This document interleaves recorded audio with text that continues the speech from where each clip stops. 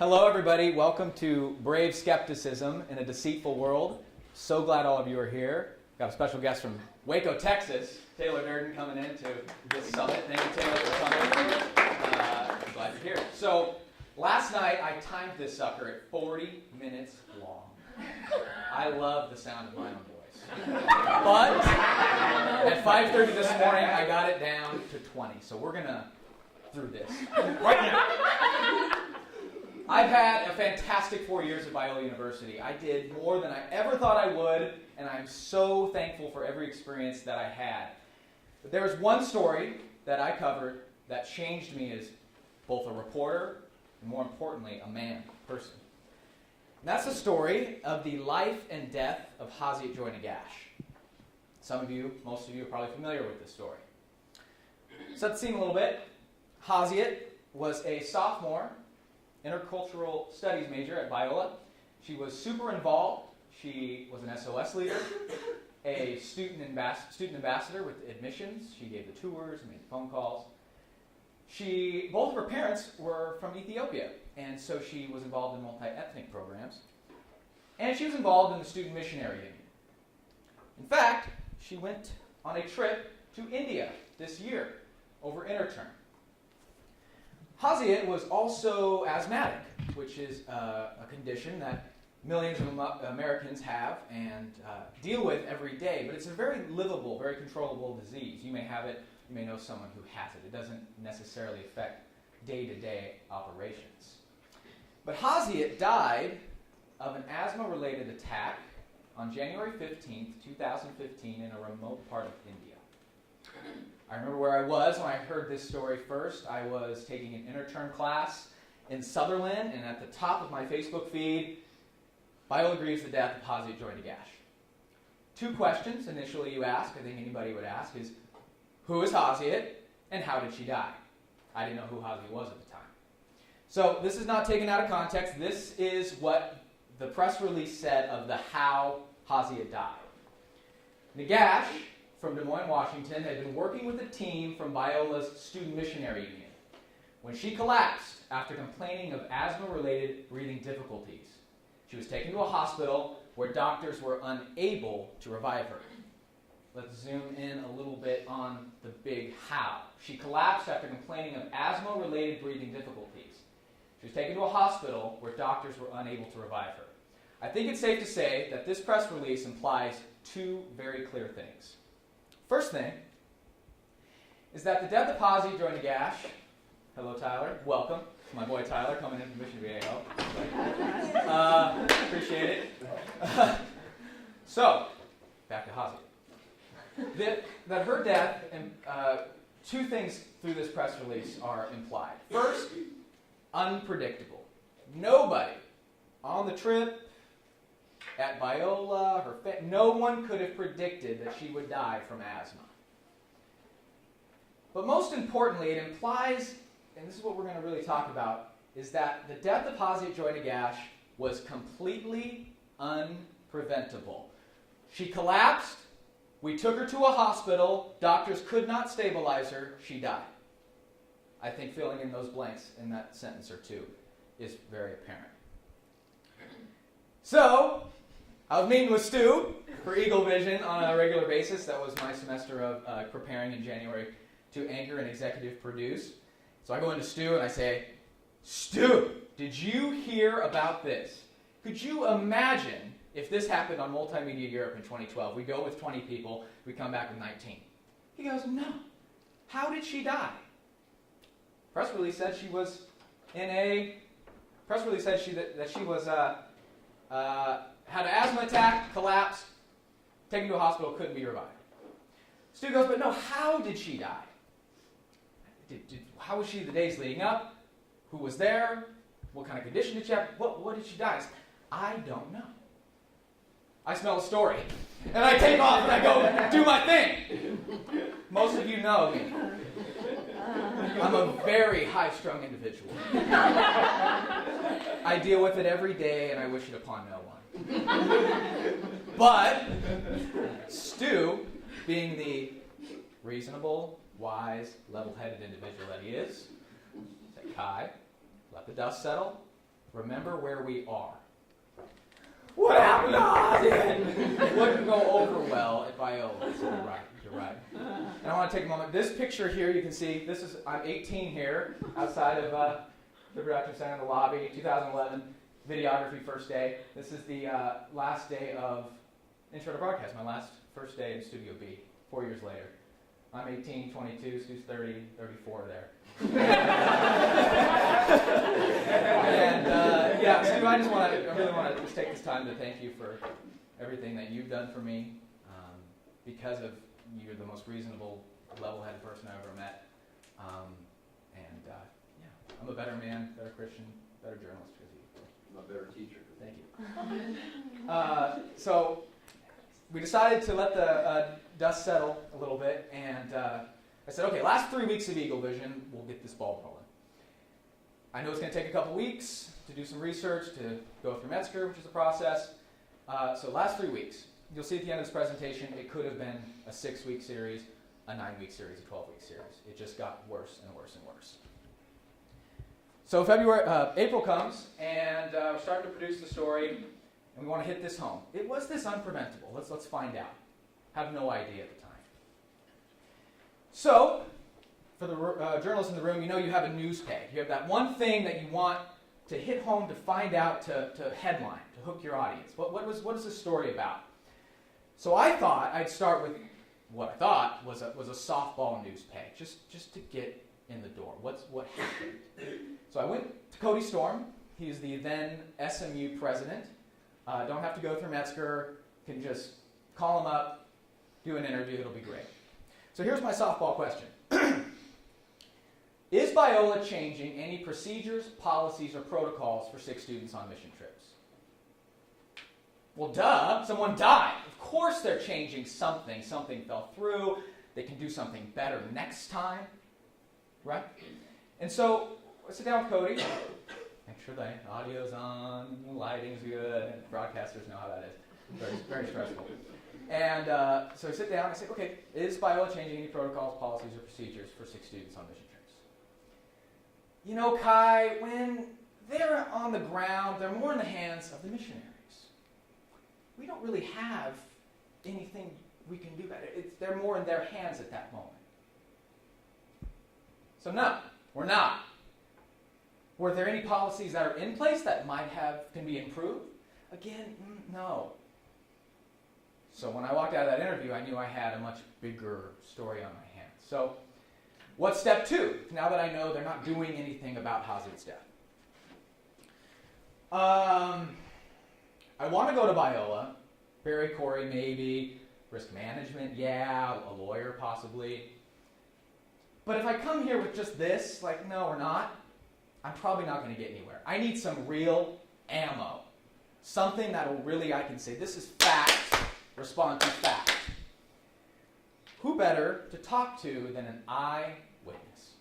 I thought this was going to be a way harder process than it was. Reached out to Austin John. He was on Team India, and I was told before I sat down with him, he was there when Hazid died. Who better to find out what happened? So we set up the interview. Josh Clausen is there. Thank you to Josh for all he's done for me the past couple of years. We had a lot of fun producing content. Thank you, Josh. He was there. Two camera interview, 2-shot, 1-shot. And what I learned from Austin was absolutely shocking, damning, darn near incriminating. So, to start, I say, Austin, okay, let's just have what happened leading up to Hazid. Let's just start there. What was she like during the days before her death? Austin goes, well, she was sick most of the trip. Really? What do you mean? She was having asthma, breathing problems for 10 days. He knew that, I watched it again before this presentation. 10 days. 10 days. And she never saw a doctor? So she had a pre-existing condition. She had a pre-existing condition, you know. So the first 5 days of the trips, January 1st to the 5th, she's fine. Sick on the, say, 6th, dies on the 15th. Yeah. Well, why would she be getting sick? There had to have been something. She was fine for the first 5 days. What happened during those next 10? We were at a really old church in India. There was mold on the walls. We were scrubbing mold off the walls. Church garden wasn't looking so hot. We were pulling weeds. It was an orphanage, so we were playing with kids. Dirt, mold, and exercise. 3 things I would learn from not just what I would think, but from a physician's assistant, a nurse practitioner. Part 2 of the series was speaking to someone who knows healthcare. And they said these 3 things, in combination with a person with asthma, is dead. Especially when your medication is not working and you're not administering new medication. Okay, Austin, what happened on the day that she died? What was going on? So we were in a prayer circle, and Hazia isn't feeling well. So she gets up and goes outside to get some air. In his words, I had a prompting of the Holy Spirit, went up to go check on her. Sure enough, she's leaned up against a fence, dying. Hazia says to Austin, "Go get my inhaler." Austin, stop right there. She doesn't have her inhaler. Funny you'd ask, Kai. Excuse the sarcasm. This is me communicating to you just how terrible, awful, tragic of a nightmare this was. She had 2 inhalers. First inhaler was in a guitar bag, the second in another bag. The guitar bag got lost on the way to India. She's down to 1 inhaler. Someone on the trip also has asthma. She's using her inhaler. So you might be asking questions I didn't ask that I should have, that we'll never really know. Was she using her inhaler more or the friend's inhaler more? Was the medication the same? Was she low on medication on hers? When you ran, how far did you have to run? Which one did you grab? The one administered by her doctor or the other doctor? I don't know. And so he runs back. Everyone's around her, praying for her, trying to do something to help her. And I say, okay, well, what then? Did you call an ambulance? The missionaries had no car. There are no ambulances in this remote part of India, so we called a taxi. How far are you from the hospital, Austin? We're an hour and a half away from professional medical attention.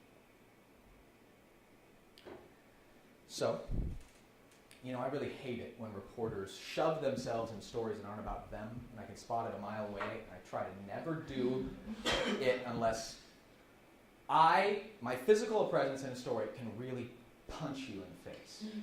Can really get you as the viewer to go, what? And I did that here. I sat down to edit this right after this jaw-dropping interview. Laid out all those facts, things I didn't say. Austin said them. Of course, I finessed it with a little script. But I wanted there to be a climax. So the only time you see me in this 4-minute package, other than the anchor, lead in and lead out, is me out asking Austin this question, pinnacle. Austin, would you say that Hazia died at the missionary compound or the hospital? Honest to God, Austin pauses. We all think she died at the missionary compound. Pause. Yeah. So, let's go back to this press release that this university gave out and a narrative that they support. Nagash from Des Moines, Washington, had been working with a team from Biola Student Missionary Union. When she collapsed after complaining of asthma-related breathing difficulties for 10 days, she was taken to a hospital that was an hour and a half away. Climax of the story, where doctors were unable to revive her. Already dead.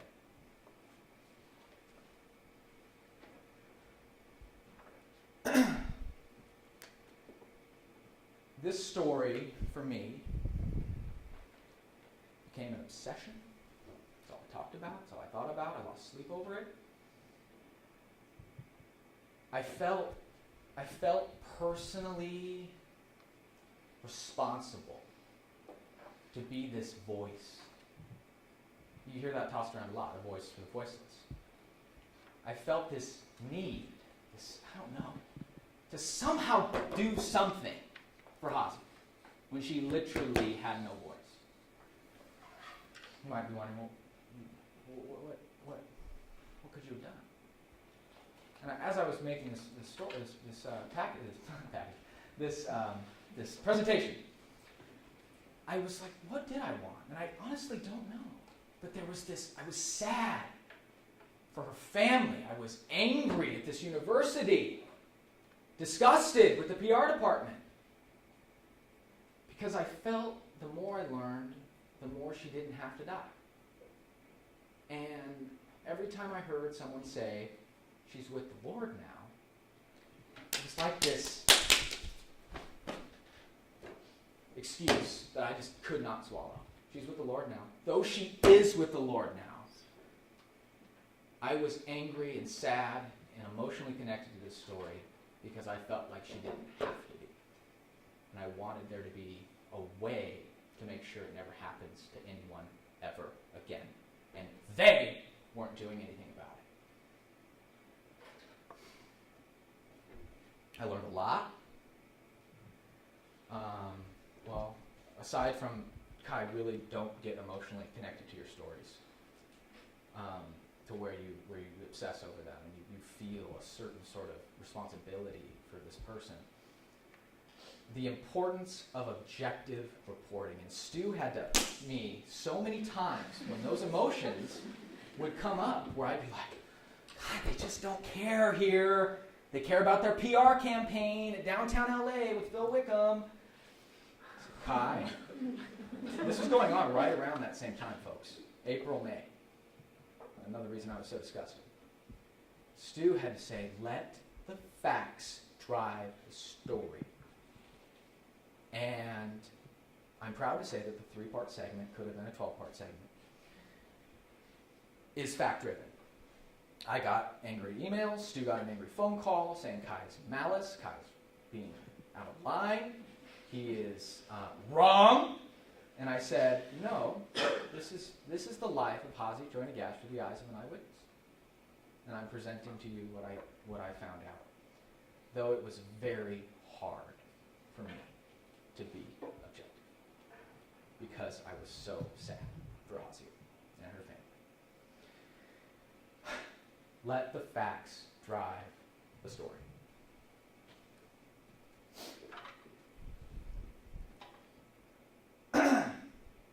And the truth shall set you free. Like I said, the facts are the facts, and the truth was on my side.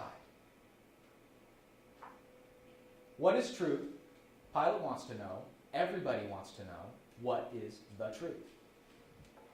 Jesus, then you will know the truth, and the truth will set you free.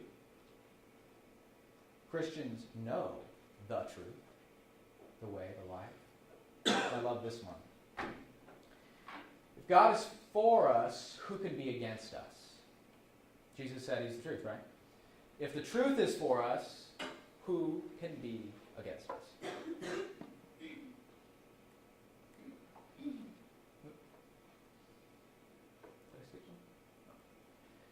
As Christians, we have the truth. Being a brave skeptic is so important in our world of deceit. Because we have the truth, we can be brave, we can be bold, we can be daring. I experienced that in the story. This is what happened. Not me saying, someone else, the witness saying. We can challenge authority, we can speak for those who can't speak, we can advocate change, we can bring light to dark places, and we can change the world. But it starts with being skeptical of what you are told and what society tells you. A heart for justice. I realized that is a passion that I have after this story. Justice for those who were wrong. I believe Hazy Joe Nagash was wrong. And it all started with a question. How can you as truth seekers and truth holders and bodyers be agents of change? As reporters, as journalists, as Christians. You're not a journalist anyway. By being scared and taking what you hear as truth, or taking what you hear with a grain of salt until you find the truth, and you will never know what you will find. And I learned that in this story. Could not believe it. Thank you very much.